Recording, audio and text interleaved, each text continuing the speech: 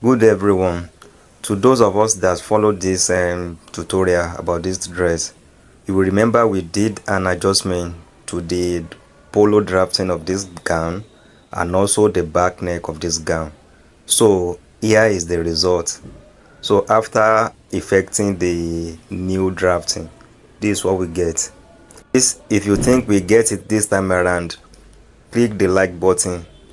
And also, how will you feel if I show you this as my final result, and when you do your own following my steps, you get this as your result? How will you feel? Let me know in the comment section.